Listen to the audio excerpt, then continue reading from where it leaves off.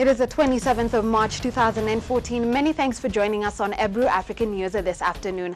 I'm Kamene Goro, and we start off our bulletin in North Africa, where one person was killed and 14 others wounded yesterday when police and student supporters of Egypt's deposed President Mohamed Morsi clashed at Cairo University. Now, the anti-coup alliance which supports Morsi had called for protests on Wednesday against the sentencing of Morsi supporters for the murder and attempted murder of two policemen during riots on August 14th. Riot police fired volleys of tear gas from the university's main gate at students who are demonstrating against Monday's sentencing of 529 Morsi supporters to death in the biggest such act in the country's modern judicial history. The Interior Ministry said a law student from Al-Azhar Islamic University in the Nile Delta city of Tannata was killed in the clashes. Elsewhere, 16 people were wounded in clashes between security forces and students of the Nile Delta University, Zakazik. Of the 529, only 153 are in custody. The rest were tried in absentia and will get a retrial if they turn themselves in. Another 17 defendants were acquitted. The court has also set April the 28th for verdict of some 700 other co-defendants. Monday's verdict triggered a global outcry as the sentencing were handed down after just hearings. The massive trial is part of a relentless crackdown on supporters of Morsi's, Egypt's first civilian and elected president, who was ousted by the army last July. Since then, his supporters have staged nearly daily protests calling for his reinstatement. These protests have often descended into street clashes with security forces and sometimes opponents of Morsi. A research professor who worked on the initial Ebola outbreak in Congo says the bats are believed to be responsible for spreading of the disease, and that the only way to fight against the deadly virus is to clean and to cut off the chain of transmission. Congolese Professor Jean-Jacques Muyembe has worked on the Ebola virus, one of the deadliest known to man, for decades. He was there when the virus first got its name, after the famous Congolese river Ebola, near where the first case was ever found deep in the Congolese bush. Nous pensions à l'époque que la maladie était We are thinking at the time that the disease was confined solely on the equatorial forest areas. But what happened in Kikwit, in the Bandundu, which is a savanna, proved to us that the virus also travels through regions like savannas. Ce qui nous a fait dire que la maladie certainement circule aussi en savane. Since that happened in 1976, the disease has claimed around 1,500 lives out of 2,200 known cases. The last casualties in Guinea, one of the world's poorest countries, have raised fears it might spill across the border to other West African neighbors. The Guinean government said on Wednesday it had stopped the outbreak of the Ebola fever from spreading beyond the country's remote southeast, although the number of deaths from suspected infections rose to at least 63. At the moment, we are inclined to believe it's the bats, the big bats who eat fruit. We think they are the main virus carriers, but we still have to confirm this. Muyembe, however, says it's high time the world woke up to the need to find a suitable vaccination for this, one of the most potent viruses known that spreads and kills much quicker than even HIV.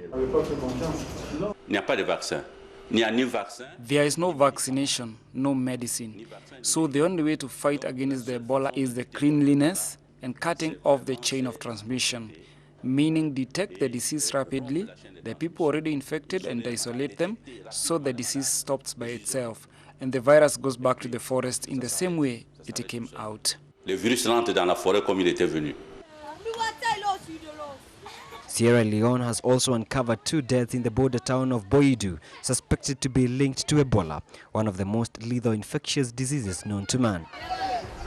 Laboratories have so far only confirmed 13 cases of the disease out of 45 tested. More samples, some of them from Sierra Leone and Liberia, have been sent for examination. Talking matters Syria, UN aid agencies are ready to distribute humanitarian aid to northern Syria, this being the first time since the beginning of the war that aid can be delivered in that part of the country. For 5 days, trucks laden with vital relief supplies have been crossing from Turkey into northern Syria, the first time since the beginning of the war that aid can be delivered in that part of the country, the UNHCR says. Turkey and Syria have agreed that humanitarian aid would be brought across into Syria from Turkey via the Nusaybin Qashtim crossing. The supplies, which include blankets, food and family kits, will bring relief to approximately 500,000 people in the Hakasher area. With this convoy, the United Nations High Commissioner for Refugees is sending 24 trucks consisting of core relief items in terms of blankets, jerrycans, sleeping mats, kitchen set to internally displaced population and host communities in Asaki areas. Earlier on Tuesday this week, a U.S. official said a UN report on how Syria's neediest civilians are often not accessible to humanitarian relief workers made it clear that the government of President Bashar al-Assad shoulders most of the blame. Some 9.3 million people in Syria need humanitarian assistance, Ban says, while another 2.6 million have fled the civil war sparked in March 2011 by a revolt against Assad. Turkish citizens will vote in key local elections on a Sunday after a campaign dominated by corruption allegations and open warfare between the government and 73-year-old imam who was once its ally, Fethullah Gulen. Now the influence of Gulen and his movement reaches into the highest levels of Turkish society. In the 1990s, there was nothing unusual about Fethullah Gulen and Recep Tayyip Erdogan exchanging smiles and kisses. Back then, Erdogan, now Turkish Prime Minister, was mayor of Istanbul. But 20 years on, the two men are bitter rivals. Gulen, a preacher and former imam, now lives in exile in the United States. It's from there that he runs a sprawling and influential movement he founded in the 1970s, a network that extends throughout Turkish society. Most children in Turkey attend the so-called Dersane, a network of Gulenist private schools offering extra classes. Sadece sınavları hazırlamıyor, hayata da hazırlıyor. Here we don't just prepare for exams, we prepare for life. The pupils learn to anticipate situations which they'll be confronted with later in life. Health, law, not being corrupt, not stealing, self-composure. Here they learn how to be role models. Burada rol modelle öğreniliyorlar. The Derzani network gives Gulen's movement much of its influence. The community helped Erdogan win power in 2002. But since his government announced a crackdown on the schools, relations between the Turkish state and the Gulenists have descended into open warfare. Erdogan accuses them of being a state within a state and of masterminding corruption allegations against members of his inner circle. They wanted to even increase their influence, so they asked for additional positions within the government. And at some point, this became too much for the government to accept. And then started a battle of power within Turkey's institutions. An organization representing Gulenist heads of industry known as Tuscan, with some 54,000 members, says Erdogan has shown alarming authoritarian tendencies. Bütün gücü ellerine toplamaya çalıştılar. In our opinion, they have tried to monopolize power. They don't accept the presence of any other groups, individuals or associations. Kurumların olmasını kabul edemez hale geldiler bizce. Ahead of Sunday's local elections, the corruption scandals hanging over the government will loom large. Erdogan has already announced that he will stand down if his Justice and Development Party does not come out on top. But he's also promised that should they win, Gulen supporters will pay dearly for having destabilized his government. Russia will not be pushed out of Ukraine's Crimea region by military means. Now, this was revealed by US President Barack Obama during his trip to Brussels. The United States and the European Union have agreed to work together to prepare possible tougher economic sanctions for Russia. This comes during President Obama's trip to Brussels for a summit with EU leaders. And if the Russian leadership stays on its current course, together we will ensure that this isolation deepens. Sanctions will expand, and the toll on Russia's economy, as well as its standing in the world, will only increase. He said the West would prevail if it remained united, not by military action, but by the power of its values to attract ordinary Ukrainians. Of course, Ukraine is not a member of NATO, in part because of its close and complex history with Russia. Nor will Russia be dislodged from Crimea or deterred from further escalation by military force. But with time, so long as we remain united, the Russian people will recognize that they cannot achieve security, prosperity, and the status that they seek through brute force. He spoke of the importance of training to ensure a credible NATO. The situation in Ukraine reminds us that our freedom isn't free. Even so, Obama stressed that the U.S. and NATO do not seek conflict with Russia. Osama bin Laden's son-in-law Suleiman Abu Ghaith has been found guilty of terrorism-related charges in a Manhattan federal court. Now, he could face life in prison when he is sentenced in September for conspiracy to kill Americans and aiding al-Qaeda. This Manhattan court is where Osama bin Laden's son-in-law was found guilty of terrorism-related charges. The 3-week trial is over, and Suleiman Abu Ghaith now faces life in prison for conspiring to kill Americans, among other charges. It was a trial that offered unusually vivid details of bin Laden's actions in the days following the September 11th attacks. Ghaith's lawyer said there were several issues he would raise on appeal. So from the very beginning, this case was wrapped in a shroud of secrecy and an inability to get access to people. It continued throughout, right up to Khalid Sheikh Mohammed. The judge had denied testimony from Mohammed, the man accused of masterminding the 9/11 attacks. But the case isn't over, according to lawyer Stanley Cohen. We believe that that there was sufficient error in the course of this case. We're confident that on appeal, an appellate court will look very differently at some significant issues that occurred both before the trial and during the course of the trial. And my client is confident that at the end of the day, we will be back. It may not be for 6 months or a year or two, but we'll be back. Ghaith is one of the highest profile bin Laden advisors to face trial in a U.S. civilian court. Now, before the economic crisis, many Hungarians rushed to take out loans in foreign currencies, especially in Swiss francs. Now, unable to pay off the loans as the forint crashed, many have seen their homes repossessed and have now found a refuge in a controversial new government housing project in the central Hungarian town of Oxa. This is the room, there's the chimney, the kids' things. Annika Cherno has a new home.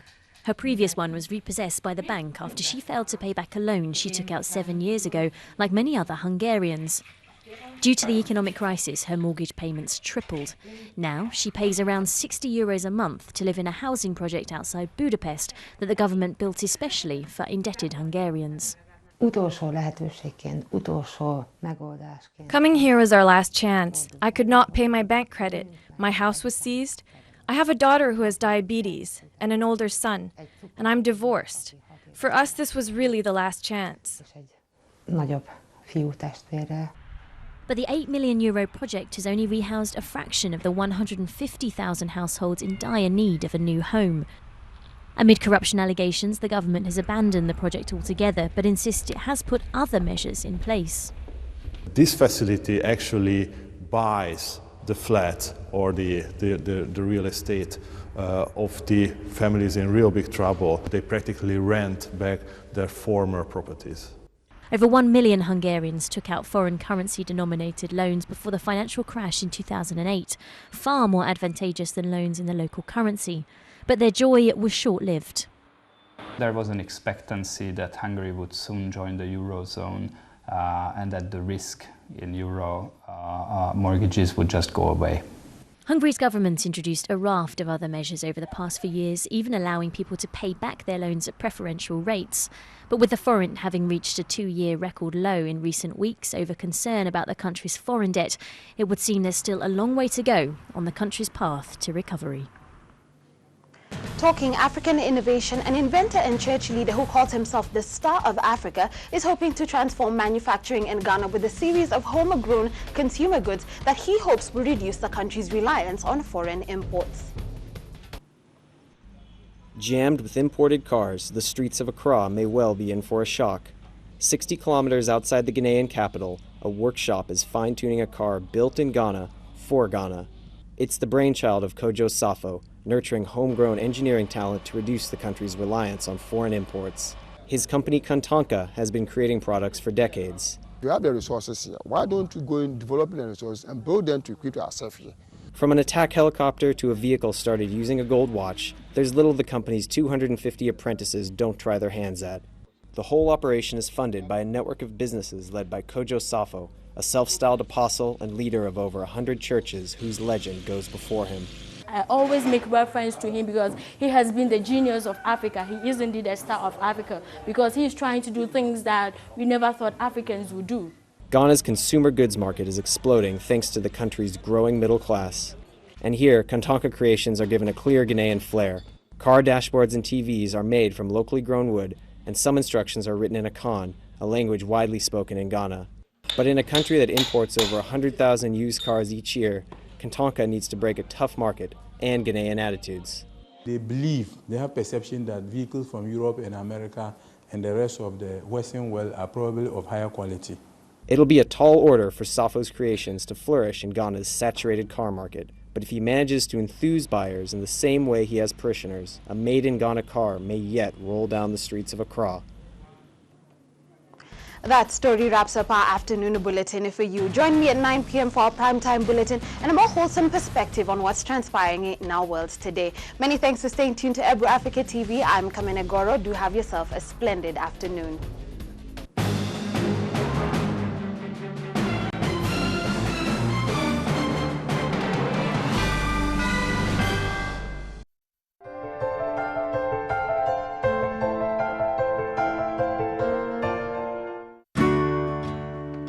Newline Limited, your one-stop shop for elegant and comfortable office furniture. Newline responds to your expectations for office furniture in a modern language. We offer a 5-year warranty period including unit transfers within Nairobi. For more information, visit our showroom at Chester House, Lotus Street, Nairobi. Newline Limited, your success partner.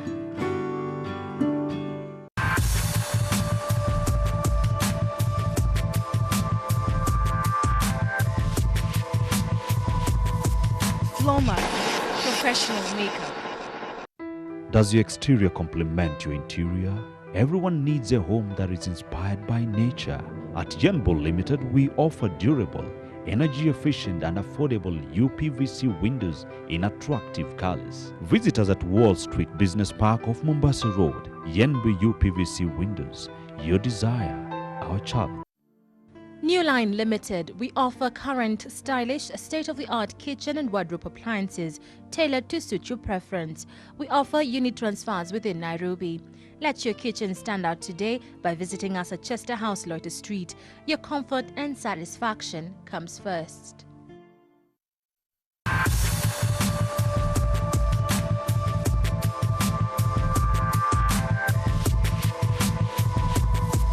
Floma, professional makeup.